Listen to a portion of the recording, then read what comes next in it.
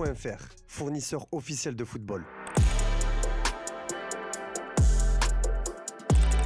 Salut tout le monde et bienvenue dans ce nouveau JT Foot Mercato. On démarre avec le choc de ce soir entre l'OM et le PSG pour le Trophée des Champions. Une rencontre délocalisée au Koweït qui fait beaucoup parler, notamment parce que les ultras des deux clubs ne seront pas présents au match. Pourtant, l'OM et le PSG avaient mis en place des offres plutôt avantageuses pour que les supporters puissent se déplacer, mais finalement ils ne seront pas là.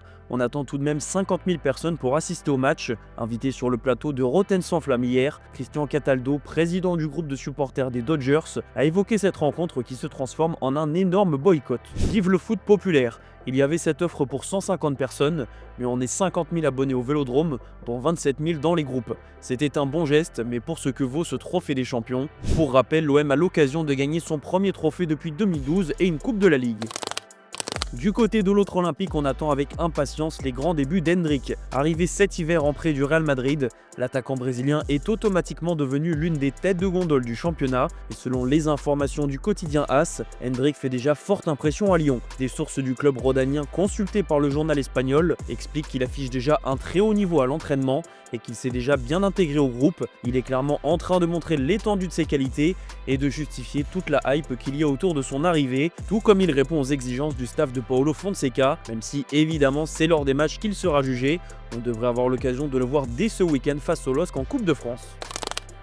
Direction l'étranger où Ruben Amorim aura vécu un début de semaine mouvementé. Après sa déclaration polémique au sortir du match nul concédé à Leeds, le coach portugais a été démis de ses fonctions par les dirigeants de Manchester United. Pas de quoi le faire sombrer pour autant, Amorim entend bien rebondir rapidement et ça pourrait bien se passer au Portugal, du côté du Benfica Lisbonne. Le Daily Mail évoque ce jeudi la possibilité de voir Ruben Amorim débarquer sur le banc de Benfica assez rapidement, très apprécié au sein du club lisboète et libre suite à son renvoi de Manchester. Le coach de 40 ans serait même le favori si José Mourinho venait à partir et vu la période délicate que traverse le Special One avec Benfica, ça ne serait pas une surprise de le voir quitter le club portugais. Pendant ce temps, à Manchester United, c'est Darren Fletcher qui a pris les commandes. L'ancien joueur des Red Devils est l'entraîneur intérimaire du club mancunien. Il a dirigé son premier match hier soir. Match nul de partout sur la pelouse de Burnley et un Darren Fletcher plutôt satisfait de ce qu'il a vu.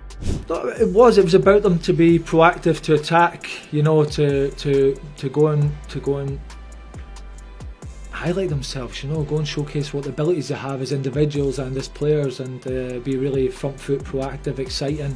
They were the challenges that were put towards them, and they did that. I think, as I said, it wasn't perfect, but there was lots of good things within that. So I think if we look back on that game, barring probably the start, and then as you said, after we went 2-1 up, I think the rest of the game is pretty much total domination and creating lots of chances. On reste en Angleterre, la crise continue à Tottenham. Les Spurs se sont encore inclinés hier soir sur la pelouse de Bournemouth, une défaite 3-2 qui enterre les joueurs de Thomas Frank à la 14e place de Premier League, un classement qui reflète bien le début d'aventure très contrasté du coach danois à la tête de Tottenham. Après cette nouvelle défaite, Christian Romero, le capitaine, a publié un message sur Instagram où il s'en prend directement à sa direction. Nous sommes responsables, cela ne fait aucun doute. Je suis le premier, mais nous continuerons à y faire face et à essayer de renverser la situation pour nous-mêmes et pour le club. Dans des moments comme celui-ci, ce seraient d'autres personnes qui devraient prendre la parole, mais elles ne le font pas, et c'est le cas depuis plusieurs années maintenant.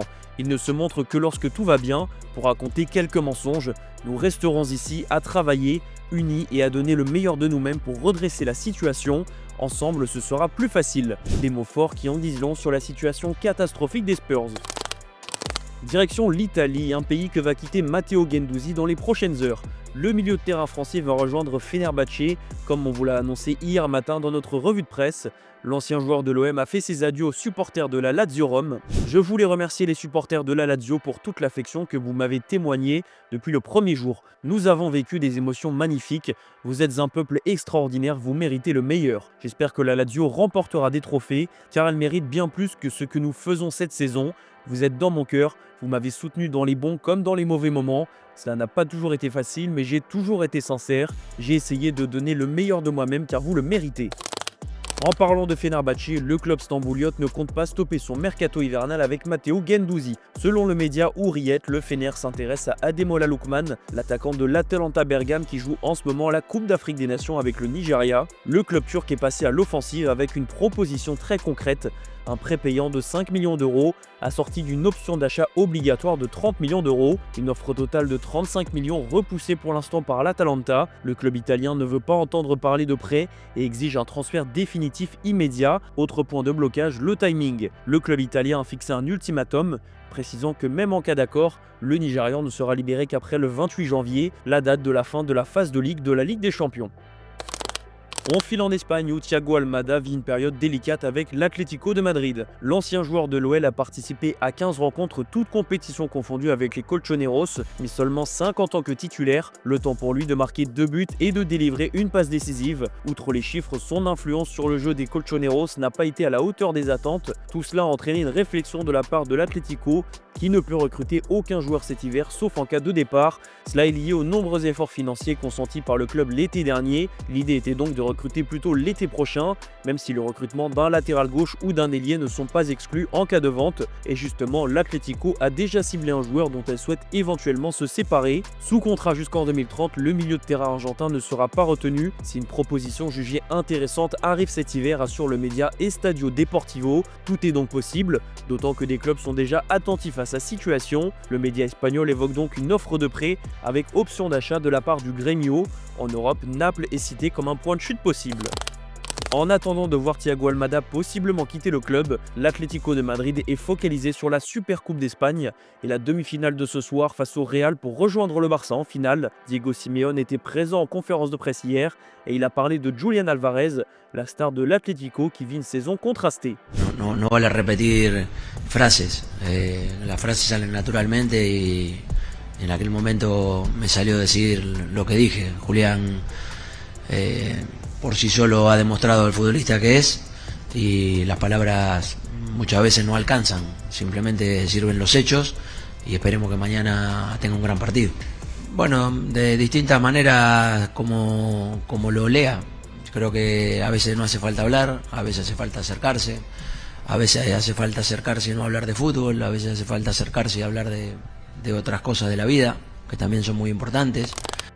On file dans la rubrique officielle. Après même pas 6 mois à Nottingham Forest, Arnaud Kalimuendo quitte déjà la première ligue. L'ancien buteur du Stade Rennais n'a pas marqué le moindre but en championnat, des stades difficiles qui l'ont poussé à rejoindre Francfort. Le club allemand a officialisé son arrivée en prêt pour 6 mois.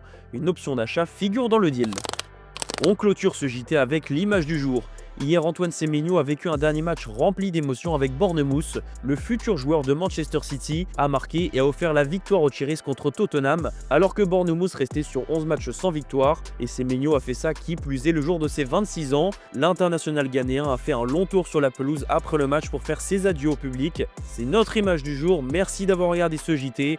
On se donne rendez-vous dès demain matin pour la revue de presse. Ciao tout le monde.